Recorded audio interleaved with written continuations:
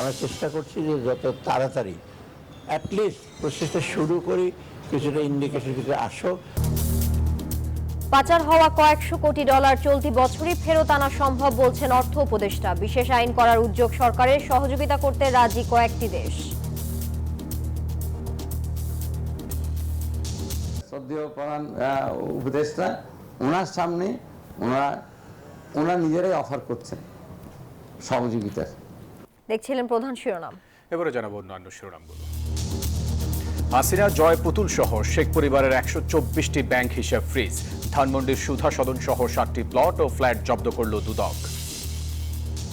সরকারের দেয়া সময়ের মধ্যে নির্বাচন সম্ভব বলছেন নাহিদ। জনগণের দাবি থেকে সরে না আসার আহ্বান তারেক রহমানের।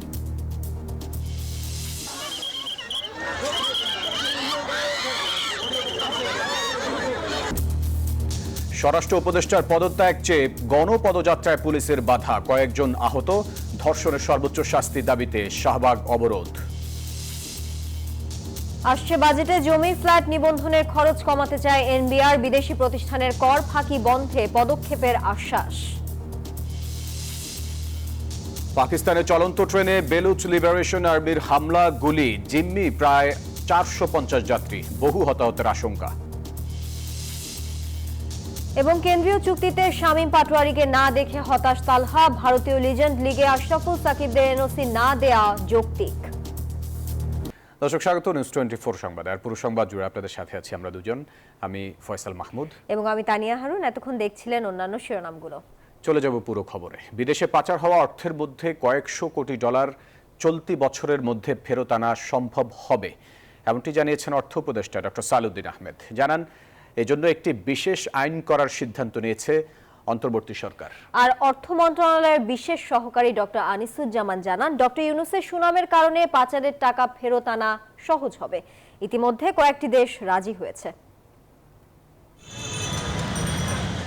শ্বেতপত্র কমিটির প্রতিবেদন বলছে, ক্ষমতাচ্যুত আওয়ামী শাসনামলের 15 বছরে প্রায় 28 লাখ কোটি টাকা বিশ্বের বিভিন্ন দেশে পাচার হয়েছে। বছরে গড়ে পাচার হয়েছে 16 বিলিয়ন মার্কিন ডলার। শুরু থেকেই এসব ফিরিয়ে আনতে কাজ করে যাচ্ছে অন্তর্বর্তী সরকার। এজন্য বিশেষ আইন করার উদ্যোগ নিয়েছে সরকার। অর্থ উপদেষ্টার আশা, চলতি বছরে কয়েকশো কোটি ডলার ফেরত আনা সম্ভব হবে। সচিবালয় ক্রয় সংক্রান্ত উপদেষ্টা পরিষদের বৈঠক শেষে সাংবাদিকদের প্রশ্নের জবাবে এসব জানান তিনি। আমরা চেষ্টা করছি যে যত তাড়াতাড়ি অ্যাটলিস্ট প্রসেসটা শুরু করি, কিছুটা ইন্ডিকেশন কিছু আসুক। এই জন্য আইনের কিছুটা সংখ্যা, আইন মানে কি কিছু যে এগ্রিমেন্ট করা বিদেশের সাথে এগুলো করবো, এবং এটা আপনারা নেক্সট মান্থে আরেকটু বেটার জানতে পারবেন। কারণ এই প্রোগ্রেসগুলো আমরা কিছু অনেক সময় দেখা যায় যে একদম হয়তো বড়দের 12 জন 11 জন দিয়েছি, তাদেরকে যদি না নিই আরও 200 কোটি টাকার বেশি অনেক আইডেন্টিফাই করা হয়েছে, সব মিলে হয়তো আমরা আনতে পারবো। এদিকে অর্থ মন্ত্রণালয়ের বিশেষ সহকারী হিসেবে সোমবার দায়িত্ব নেওয়া অর্থনীতিবিদ ডক্টর আনিসুজ্জামান প্রথম দিন অফিসে এসেই কথা বলেন গণমাধ্যমের সাথে। পাচার হওয়া অর্থ ফেরত আনা প্রসঙ্গে তিনি বলেন, ডক্টর মোহাম্মদ ইউনূসের জন্য এটা কঠিন নয়। কারণ যে জায়গায় টাকা গিয়েছে ওরা বেনিফিশিয়ারি, এগুলো আন্তর্জাতিক ল আছে, যেহেতু ওরা বেনিফিশিয়ারি ওরা সহজে ছাড়বে না। কিন্তু প্রফেসর ইউনূস সাহেব, আমাদের শ্রদ্ধেয় প্রধান উপদেষ্টা, ওনার সামনে ওনারা নিজেরাই অফার করছেন সহযোগিতার। এটা সেই জন্য আমরা অত্যন্ত দ্রুত কাজ করছি। ইনশাল্লাহ আমরা সফল হব, আমরা আশা করি। পাচারের অর্থ ফিরিয়ে আনা সহ ব্যাংক খাত সংস্কারে কাজ করবেন জানিয়ে এই বিশেষ সহকারী বলেন, দেশে একটি ভঙ্গুর অর্থনৈতিক অবস্থায় রয়েছে, সেটা পুনরুদ্ধার করা জরুরি। ব্যক্তিগত জীবনে আমি নিজেকে। শানাজি আসমিন, নিউজ 24, ঢাকা। শেখ হাসিনা সহ পরিবারের সদস্যদের বিভিন্ন ব্যাংকে থাকা 124টি অ্যাকাউন্ট জব্দ করেছে দুর্নীতি দমন কমিশন দুদক। অনুসন্ধানের প্রয়োজনে দুদকের আবেদনের প্রেক্ষিতে আদালতে এই আদেশ দিয়েছেন বলে নিশ্চিত করেছে দুদক। এছাড়া শেখ পরিবারের সদস্যদের নামে জমি, ফ্ল্যাট সহ স্থাবর সম্পত্তি জব্দেরও নির্দেশ দেওয়া হয়েছে। আর মালয়েশিয়ায় জনশক্তি রপ্তানিতে অতিরিক্ত 5 গুণ অর্থ আদায় এবং তা বিদেশে পাচারের অভিযোগে 12টি বেসরকারি প্রতিষ্ঠানের নামে আলাদা মামলা করেছে দুদক। বিস্তারিত জানাচ্ছেন শাহরিয়ার শৌমিক। ছাত্র জনতার অভ্যুত্থানে 5 আগস্ট শেখ হাসিনা দেশ ছেড়ে পালালেও নিজ ও পরিবারের নামে বিভিন্ন জায়গায় রেখে যান দুর্নীতির ছাপ, ফেলে যান অঢেল সম্পদ। তাদের নামে দুদকের করা দুর্নীতির মামলার অনুসন্ধানকালে উঠে আসে দূর থেকেই নিজেদের নামে থাকা সম্পত্তি ও ব্যাংকে থাকা টাকা হস্তান্তরের চেষ্টা চালাচ্ছে শেখ পরিবার। তাই দুদকের করা আবেদনের প্রেক্ষিতে মঙ্গলবার শেখ পরিবারের 124টি ব্যাংক অ্যাকাউন্ট অবরুদ্ধের আদেশ দেন আদালত। জনাব শেখ হাসিনা, সাবেক প্রধানমন্ত্রী, গণপ্রজাতন্ত্রী বাংলাদেশ সরকার, তার ছেলে জনাব সজীব আহমেদ ওয়াজেদ জয়, তার মেয়ে সাইমা ওয়াজেদ, তার ছোট বোন জনাব রেহানা সিদ্দিক এবং তাদের স্বার্থ সংশ্লিষ্ট 124টি অ্যাকাউন্ট ফ্রিজের জন্য আবেদন করা হয়েছিল। আমরা কিছুক্ষণ আগে জেনেছি এই 124টি অ্যাকাউন্টে যে অর্থে রয়েছে সেটা বিজ্ঞ আদালত থেকে সে বিষয়ে অবরুদ্ধকরণের আদেশ প্রদান করা হয়েছে। শেখ হাসিনার ধানমন্ডির সুধা সদন, গুলশানে টিউলিপ সিদ্দিকীর ফ্ল্যাট, সেগুনবাগিচায় শেখ রেহানার ফ্ল্যাট সহ শেখ পরিবারের মোট 7টি প্লট ও ফ্ল্যাট জব্দ করেছে দুদক। দেশ ত্যাগে নিষেধাজ্ঞা এসেছে হাসিনা, জয়, পুতুল, রেহানা, রাদওয়ান মুজিব সিদ্দিক সহ আজমিনা সিদ্দিকের বিরুদ্ধে। দেশ ছেড়ে পালানোর পর এমন নিষেধাজ্ঞার বিষয়ে জানতে চাইলে কোনো মন্তব্য করেননি দুদকের মহাপরিচালক আক্তার হোসেন। এদিকে মালয়েশিয়ায় শ্রমিক পাঠানো প্রক্রিয়ায় সরকার নির্ধারিত ফির 5 গুণ অতিরিক্ত অর্থ আদায় ও বিদেশে পাচারের অপরাধে সাবেক অর্থ ও পরিকল্পনা মন্ত্রী আ.হ.ম মোস্তফা কামালের মেসার্স অরবিটাল এন্টারপ্রাইজ ফেনী 2 আসনের সাবেক সংসদ সদস্য নিজাম হাজারীর স্নিগ্ধা ওভারসিজ লিমিটেড সহ বেসরকারি 12 রিক্রুটিং এজেন্সির বিরুদ্ধে মামলা করেছে দুদক। শাহরিয়ার শমীক, নিউজ 24, ঢাকা। সরকারের দেয়া সময়ের মধ্যেই জাতীয় নির্বাচন আয়োজন করা সম্ভব, এমনটি বলেছেন এনসিপির আহ্বায়ক নাহিদ ইসলাম। মঙ্গলবার রাজধানীর একটি হোটেলে ইফতার মাহফিলের আগে এই কথা বলেন তিনি। ফ্যাসিবাদ বিরোধী রাজনীতিবিদ, ছাত্র, শ্রমিক, পেশাজীবী এবং ওলামায়ে কেরামের সম্মানে এর আয়োজন করা হয়। নাহিদ ইসলাম বলেন, বাংলাদেশ বিরোধী শক্তিরা এখনও ষড়যন্ত্র করছে। আওয়ামী লীগ ও তার দোসরদের বিচারের প্রশ্নে সবাইকে ঐক্যবদ্ধ হওয়ার আহ্বান জানান এনসিপির শীর্ষ নেতারা।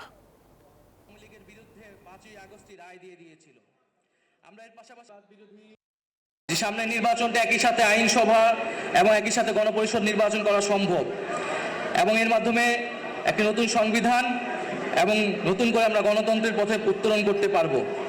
ফলে এই সকল কিছুই আমরা দ্রুত সময়ের মধ্যে হওয়া সম্ভব বলেও মনে করছি।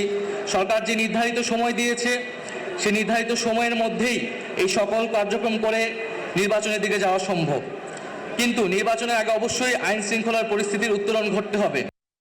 রাজনৈতিক দলগুলো একে অন্যের সমালোচনা করতে গিয়ে যেন আগামী সম্ভাবনা নষ্ট না করে সেদিকে সজাগ থাকার আহ্বান জানান বিএনপির ভারপ্রাপ্ত চেয়ারম্যান তারেক রহমান। বিভিন্ন রাজনৈতিক দল এবং নাগরিক সমাজের সম্মানিত নেতৃবৃন্দের সম্মানে জাতীয়তাবাদী গণতান্ত্রিক আন্দোলন এনডিএম এর ইফতার মাহফিলে ভার্চুয়ালি যুক্ত হয়ে তিনি এসব কথা বলেন।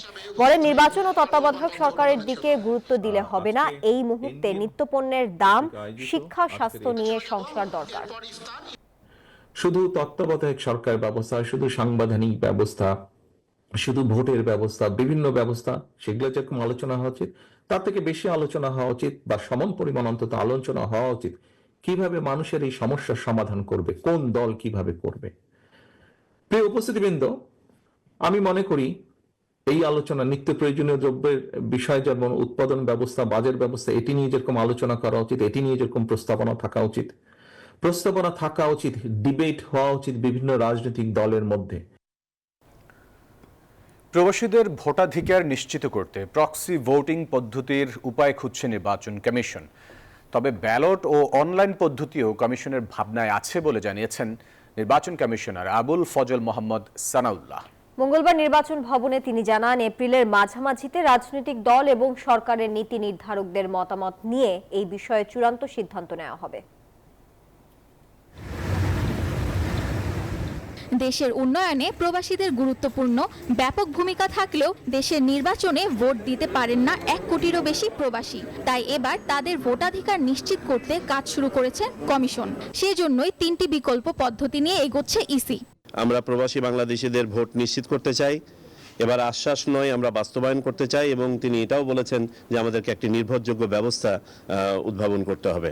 ইসি বলেন প্রক্সি ভোটিং সিস্টেমে বিশ্বস্ত প্রতিনিধির মাধ্যমে ভোট দেওয়ার প্রস্তাবনা এসেছে। এই প্রক্সি ভোটিং পদ্ধতি কার্যকর করা যায় কিনা সে বিষয়ে বিশেষজ্ঞ মত নিতে সংশ্লিষ্টদের সঙ্গে বসবে নির্বাচন কমিশন। সিস্টেম আর্কিটেকচার, এই যে 3টা পদ্ধতি সাজেস্ট করা হলো, এই 3টা পদ্ধতির 3টা আর্কিটেকচার ডেভেলপ করা। এই আর্কিটেকচারটা ডেভেলপ হয়ে গেলে আশা করছি যে 7-8 এপ্রিলের এক সপ্তাহের মধ্যে সেটা ডেভেলপ হয়ে যাবে। তারপরে আমরা বিভিন্ন স্টেক হোল্ডারের সাথে এটা নিয়ে আলোচনায় বসতে চাই, অর্থাৎ রাজনৈতিক দলসমূহ এবং অপরাপর স্টেক হোল্ডার্স। সেইখানে যদি আমরা সর্বসম্মতভাবে এইটাকে দেখি যে এটা গ্রহণযোগ্য হচ্ছে, তখন আমরা সিস্টেম ডেভেলপমেন্টে যাব। এরপর রাজনৈতিক দল ও অন্যান্য অংশীজনদের সঙ্গে আলোচনা করে সিদ্ধান্ত চূড়ান্ত করবে কমিশন।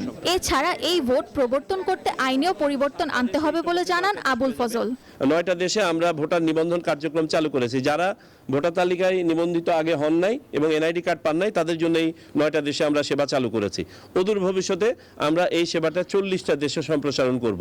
বর্তমানে ইংল্যান্ড, অস্ট্রেলিয়া সহ বিশ্বের কয়েকটি দেশে বিভিন্ন পরিসরে প্রক্সি ভোটিং প্রচলিত আছে, আর ভারতে তা শুধুমাত্র সশস্ত্র বাহিনীর সদস্যদের জন্য প্রচলিত আছে। সামিয়া মাহতাব রোজা, নিউজ 24, ঢাকা। শহীদ প্রেসিডেন্ট জিয়াউর রহমানের স্বাধীনতা পুরস্কার বহাল থাকছে। তাকে দেয়া পুরস্কার বাতিলের সিদ্ধান্ত রহিত করেছে সরকার। একই সঙ্গে স্বাধীনতা পুরস্কার 2025-এর মনোনীত ব্যক্তিদের নাম প্রকাশ করা হয়েছে।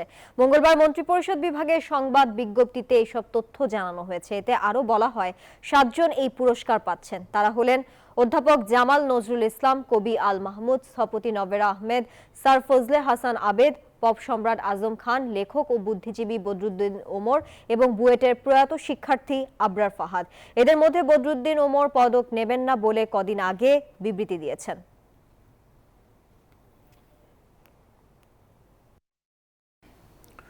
স্বরাষ্ট্র উপদেষ্টার অপসারণ ও দ্রুত বিচার ট্রাইব্যুনালে ধর্ষণের বিচার সহ 9 দফা দাবিতে প্রধান উপদেষ্টার বাসভবন অভিমুখে পদযাত্রা ঠেকিয়ে দিয়েছে পুলিশ। এতে শিক্ষার্থীদের সাথে সংঘর্ষ হয় পুলিশের। আহত হন দুই পক্ষের বেশ কয়েকজন। এছাড়া কণ্ঠে আবার লাগা জোর, ধর্ষকদের কবর খোঁড় স্লোগানে শাহবাগে ব্লকেট কর্মসূচি ও বিক্ষোভ করে 30টি কলেজের শিক্ষার্থীরা। ধর্ষণ ও নিপীড়নের বিরুদ্ধে বাংলাদেশের ব্যানারে শিক্ষার্থী ও বিভিন্ন সংগঠনের এই পদযাত্রা মঙ্গলবার বেলা 3টার দিকে ঢাকা বিশ্ববিদ্যালয় ক্যাম্পাস থেকে শাহবাগ মোড় হয়ে ইন্টারকন্টিনেন্টাল হোটেলের সামনে পৌঁছালে বাধা দেয় পুলিশ। বাকবিতণ্ডার এক পর্যায়ে দুপক্ষের মাঝে শুরু হয় হাতাহাতি, বাধে সংঘর্ষ। ব্যারিকেড দিয়ে বিপুল সংখ্যক পুলিশ মোতায়েনের পাশাপাশি প্রস্তুত রাখা হয় জলকামান। যেখানে আমাদের ছিল ধর্ষণ মামলাগুলো সংস্কার গত 23 তারিখ এবং আজকে আমাদের যে স্মারকলিপি সেই স্মারকলিপি আমরা পেশ করতে যাচ্ছিলাম প্রধান উপদেষ্টা কার্যালয় বরাবর। আন্দোলনকারীদের অভিযোগ সুষ্ঠু মিছিলে বাধা দিয়েছে প্রশাসন। পদযাত্রায় লাঠিচার্জ সহ পাল্টাপাল্টি অভিযোগ আইন শৃঙ্খলা বাহিনী ও শিক্ষার্থীদের। জিজ্ঞেস করেন কেন মেরেছে? আমরা তো স্বীকৃতি দেওয়ার মতো ন্যূনতম গণতন্ত্র চর্চা করতে এসেছিল। এই সরকার যদি বদল করতে হয় আমরা সেটাই করব, কিন্তু আমরা এই খুনি পুলিশ বাহিনীর হাতে বারবার রাজপথে মার খেতে পারবো না। আমরা আমাদের দায়িত্ব পালন করি। আজকে দেখছেন আপনারা তো সব এত মিডিয়া আছে, কোথাও দেখছেন যে আমরা লাঠি পিটাইছি বা আমাদের যে ওয়াটার ক্যানন আছে কিছু করছি বা সাউন্ড গ্রেনেড মারছি, কিছুই করে নাই। আমরা এইটুকু যদি আমরা দাঁড়ায়ও না থাকতে পারি, তাদেরকে যদি আমি অ্যালাউ করি, তাহলে আমরা চাকরি করার দরকার থাকে। পরে ব্রিফ করে জানানো হয় ধর্ষণের সর্বোচ্চ বিচার, স্বরাষ্ট্র উপদেষ্টার পদত্যাগ ছাড়া মাঠ ছাড়বেন না তারা। এদিকে দেশ জুড়ে আশঙ্কাজনক হারে ধর্ষণ বেড়ে যাওয়া ও দোষীদের সর্বোচ্চ শাস্তি নিশ্চিতের দাবিতে শাহবাগে ব্লকেট কর্মসূচি পালন করে 30 কলেজের শিক্ষার্থীরা, যেখানে ধর্ষকের শাস্তি জনসম্মুখে করা সহ 6 দফা দাবি জানায় তারা। সরকার কোন দল কোন কাউকে কোন প্রকার যেন ছাড় না দেয়। আমাদের দাবি না মানা পর্যন্ত রাজপথ থেকে যাব না। অসহযোগ আন্দোলন আমরা ঘোষণা করব যদি আমাদের দাবি না মানা হয়। কিছুক্ষণ পর কর্মসূচি প্রত্যাহার করে জাদুঘরের সামনে আবারও বিক্ষোভ শুরু করে তারা। প্রত্যেকটা ধর্ষকের ফাঁসি দেওয়া হবে, আমার বোনরা রাজপথে অবাধে বিচরণ করবে। এমন দৃষ্টান্তমূলক শাস্তি প্রদান করা হোক যাতে বাংলাদেশে কেউ আর ধর্ষণ করার সাহস না করে। কুলাঙ্গা মানুষদের বিচার হোক, তাদের সুষ্ঠু বিচার চাই আমরা। প্লিজ আইনজীবীরা আপনারা কোনো রেপিস্টদের পাশে দাঁড়ান। ধর্ষকদের কঠোর শাস্তি ও নারীদের সুরক্ষা নিশ্চিত না হওয়া পর্যন্ত রাজপথে কর্মসূচি অব্যাহত থাকবে বলেও জানায় শিক্ষার্থীরা। মাসুদা লাবনী, নিউজ 24, ঢাকা। এদিকে 5 দফা দাবিতে আজও কর্মবিরতি পালন করেছে চট্টগ্রাম মেডিকেল কলেজ হাসপাতাল সহ আরও 7টি বেসরকারি মেডিকেলের ইন্টার্ন চিকিৎসক ও শিক্ষার্থীরা। দুপুরে 5 দফা দাবি আদায়ের কর্মসূচি হিসেবে জেলা সিভিল সার্জনকে স্মারকলিপি প্রদান করে ইন্টার্ন চিকিৎসকরা। এ সময় আন্দোলনকারী বিক্ষোভ সমাবেশ করে। এদিকে একই দাবিতে কুমিল্লা মেডিকেল কলেজের চিকিৎসকরা কর্মবিরতি পালন করা হয়। এ সময় সেবা নিতে আসা রোগী ও তাদের স্বজনরা ভোগান্তির শিকার হয়। কাল আদালতের রায় সন্তোষজনক না হলে নতুন কর্মসূচি আসবে বলেও জানান আন্দোলনরত চিকিৎসকরা। বাংলাদেশে গ্যাস অনুসন্ধানে গ্যাসপ্রমের কাজ অব্যাহত রাখতে সহযোগিতা চেয়েছে রাশিয়া। অন্তর্বর্তী সরকারের প্রধান ডক্টর মোহাম্মদ ইউনূসের সঙ্গে দেখা করে কথা জানান ঢাকায় নিযুক্ত রাশিয়ার রাষ্ট্রদূত আলেকজান্ডার জি খোজেন। 2012 সাল থেকে গ্যাসপ্রম বাংলাদেশে কাজ করছে। 2023 সালে প্রতিষ্ঠানটি ভোলায় 5টি নতুন কূপ চিহ্নিত করে। প্রধান উপদেষ্টা ভোলায় গ্যাস কূপ খননের জন্য গ্যাসপ্রমের প্রশংসা করেন। জানান বিদ্যুৎ, জ্বালানি ও খনিজ সম্পদ মন্ত্রণালয় এই বিষয়ে কাজ করছে। ভবিষ্যতে তাদের আরও সহযোগিতার জন্য তৈরি রয়েছে বাংলাদেশ। রমজানে এবছর ফিতরার হার জন প্রতি সর্বনিম্ন 110 টাকা ও সর্বোচ্চ 2805 টাকা নির্ধারণ করা হয়েছে। মঙ্গলবার ইসলামিক ফাউন্ডেশনের সভাকক্ষে সংশ্লিষ্ট কমিটির সভায় এই হার নির্ধারণ করা হয়। সভায় সভাপতিত্ব করেন সাদাকাতুল ফিতর নির্ধারণ কমিটির সভাপতি ও বায়তুল মোকাররম জাতীয় মসজিদের খতিব মুফতি মাওলানা আব্দুল মালেক। এছাড়া ফিতরা নির্ধারণ কমিটির সদস্য ও বিশিষ্ট আলেমরা উপস্থিত ছিলেন।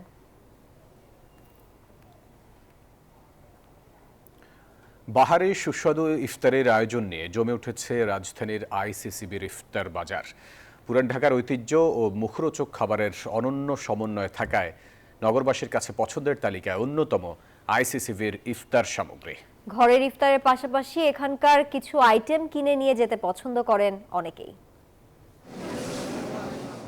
ঢাকার চকবাজারের বিকল্প হিসেবে ভোজন রসিকদের মাঝে জনপ্রিয়তা পেয়েছে আইসিসিবিতে আয়োজিত ইফতার বাজার।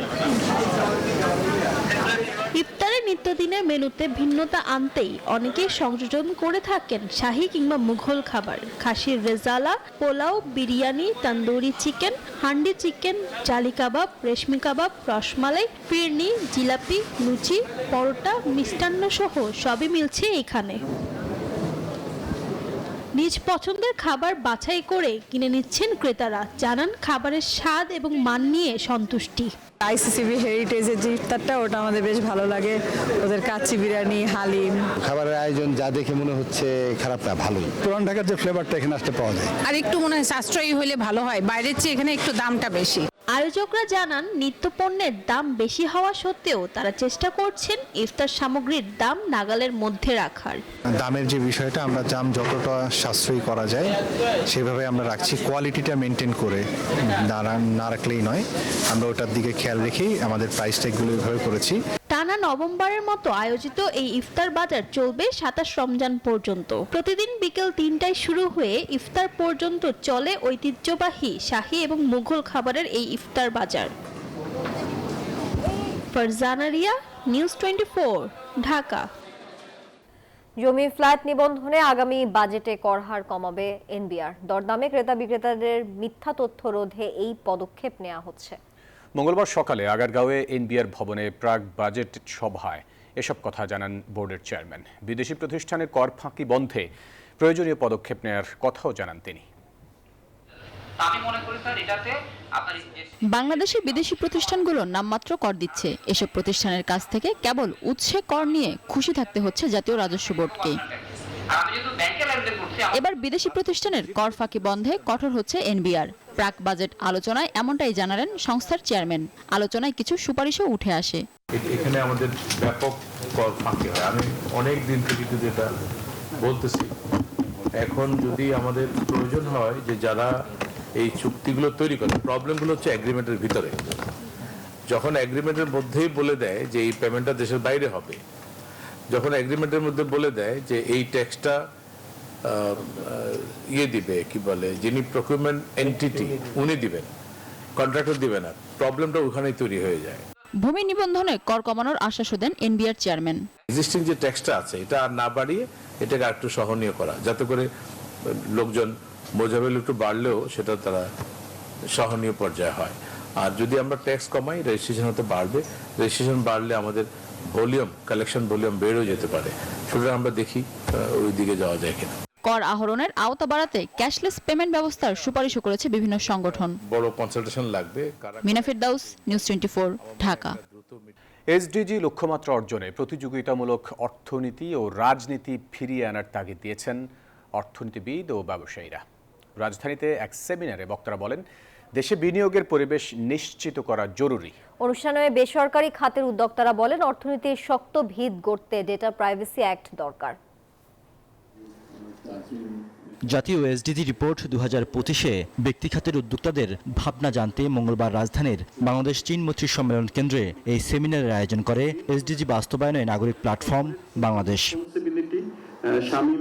এ সময়ে বেসরকারি খাতের নানা চ্যালেঞ্জ ও সম্ভাবনা তুলে ধরেন উদ্যোক্তারা, যেখানে উঠে আসে দক্ষ জনবল তৈরিতে সরকারের ভূমিকা ও প্রতিবন্ধকতা, প্রযুক্তিগত দুর্বলতা, কর্মসংস্থান সংকট ও আর্থিক সুবিধার নানা দিক। কিছু কিছু উদ্যোগ, বিশেষ করে বাংলাদেশের তৈরি পোশাক শিল্পে যে একটা রেভলিউশন হয়েছে রানা প্লাজার পরে এবং যে প্রচুর পরিমাণ বিনিয়োগ হয়েছে, এটাকে কিন্তু আমরা কোনো ক্রমেই একটা ম্যাপিং এর আওতায় আনতে পারিনি। কিছু বেস্ট প্র্যাকটিসেস নিয়ে একটা data privacy and data protection act বা পলিসি, এটা আমাদের ইমিডিয়েটলি দরকার। এইটা ছাড়া আমরা ডেটা নিয়ে ঠিকমতো কাজ করতে পারবো না। প্রতিকূল এসব কারণে দেশি বিদেশি উদ্যোক্তারা বিনিয়োগে আগ্রহ দেখাচ্ছেন না বলে মত অর্থনীতি বিশ্লেষকদের। সরকারের পলিসি বাস্তবায়নে আমলা ও রাজনীতিবিদদের সহযোগিতা প্রয়োজন বলেও মনে করেন তারা। সাস্টেনেবল প্রোডাকশন বা সাস্টেনেবল বিজনেস মডেল হবে, আর প্রাইভেট সেক্টরের জন্য ওভারঅল এনভায়রনমেন্ট অনুকূল হবে না, এটা তো হবে না।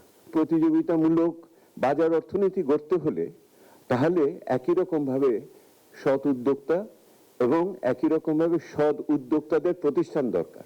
সেমিনারে অংশ নিয়ে সরকারের প্রতিনিধি জানান, এবারের এসডিজি রিপোর্ট 2025 হবে স্বচ্ছ ও তথ্য নির্ভর। আর জাতিসংঘের প্রতিনিধি বলেন, এসডিজির লক্ষ্য অর্জনে অন্তর্ভুক্তিমূলক সমাজ ব্যবস্থা নিশ্চিত করতে হবে। অতি দরিদ্র যারা আছে, যাদের কাছে রিচ আউট করা যাচ্ছে না, ভালনারেবিলিটির মধ্যে সোশ্যাল ভালনারেবিলিটিও আছে। এখন এই জায়গায় পৌঁছানোর জন্য সরকারও চ্যালেঞ্জ বোধ করে, প্রাইভেট সেক্টরও কোনো কোনো সময় আসলে ওই পর্যন্ত যাইতে স্ট্রাগল করে, মানে লাস্ট মাইলের কথা যে বলা হয়। স্বাস্থ্যসেবার মান বাড়াতে প্রতিষ্ঠান থেকে প্রতিষ্ঠানের মধ্যে ডাটা অ্যাক্সেস দেওয়ার পরামর্শও দেন আলোচকরা। রিয়াদ সুমন, নিউজ 24, ঢাকা। পাকিস্তানের বেলুচিস্তান প্রদেশে চলন্ত একটি ট্রেনে হামলা চালিয়ে 450 জনের বেশি যাত্রীকে জিম্মি করেছে সশস্ত্র গোষ্ঠী বেলুচ লিবারেশন আর্মি বিএলএ। এমন তথ্য জানিয়েছে আন্তর্জাতিক কয়েকটি সংবাদ মাধ্যম। মঙ্গলবার তাদের গুলিতে ট্রেনের চালক ও কয়েকজন যাত্রী আহত হন। পরে সশস্ত্র হামলাকারীরা ট্রেনে উঠে সেটির নিয়ন্ত্রণ নিয়ে নেয়। এদিকে ট্রেন হামলার দায় স্বীকার করেছে বিএলএ। তবে প্রাদেশিক সরকার বা রেলওয়ের কর্মকর্তারা যাত্রী ও নিরাপদ সদস্যদের জিম্মি করার বিষয়ে নিশ্চিত করেনি।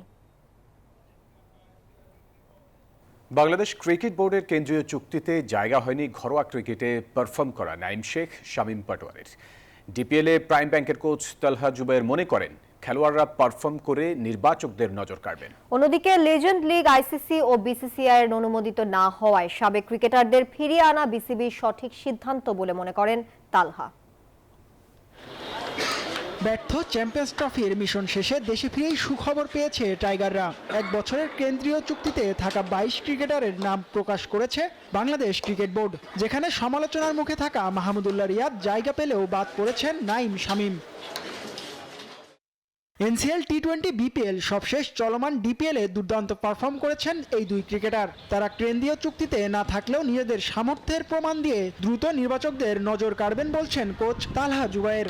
সিলেক্টরদের ব্যাপার যে কে ন্যাশনাল টিমে আসবে আসবে না, তবে আমার মতে যে প্রত্যেকটা প্রফেশনাল প্লেয়ার যারা, যেহেতু সবাই প্রফেশনালি খেলে, সো ওদের একটা সবসময়ই থাকে যে আমি ভালো পারফর্ম করব, আমার ন্যাশনাল টিমে একটা সুযোগ থাকবে। সো প্লেয়ারদের কাজ প্লেয়াররা করছে, এখন বাকিটা দেখেন সিলেক্টরদের ব্যাপার, তারা কাকে সিলেক্ট করবে। অন্যদিকে ভারতে চলমান এশিয়ান লিজেন্ড লিগে মোহাম্মদ আশরাফুলের নেতৃত্বে খেলতে গিয়েছিল বাংলাদেশ টাইগার্স। এই লিগ আইসিসি ও বিসিসিআই এর অনুমোদিত না হওয়ায় আশরাফুলদের ফিরিয়ে এনেছে বিসিবি। পেশাদার ক্রিকেট না হলেও বিষয়টিতে হস্তক্ষেপ করা বাংলাদেশ ক্রিকেট বোর্ডের সঠিক সিদ্ধান্ত বলে মনে করেন তালহা। যেহেতু ইন্ডিয়ায় হচ্ছে বিসিসিআর পারমিশন নেই, সো আইসিসিরও নেই, সো আপনি ওরকম টুর্নামেন্টে আপনি খেলতে পারেন না আসলে। সো এই কারণেই বিসিবি এখানে হস্তক্ষেপ করেছে এবং এটা খুবই অবভিয়াস। আফগানিস্তান পাঠানসের বিপক্ষে মঙ্গলবার প্রথম ম্যাচে খেলার কথা ছিল বাংলাদেশ টাইগার্সের। জিয়াদ আল হাসান, নিউজ 24, ঢাকা। দর্শক, এই ছিল নিউজ 24 সংবাদে। এতক্ষণ সঙ্গে থাকার জন্য সবাইকে ধন্যবাদ।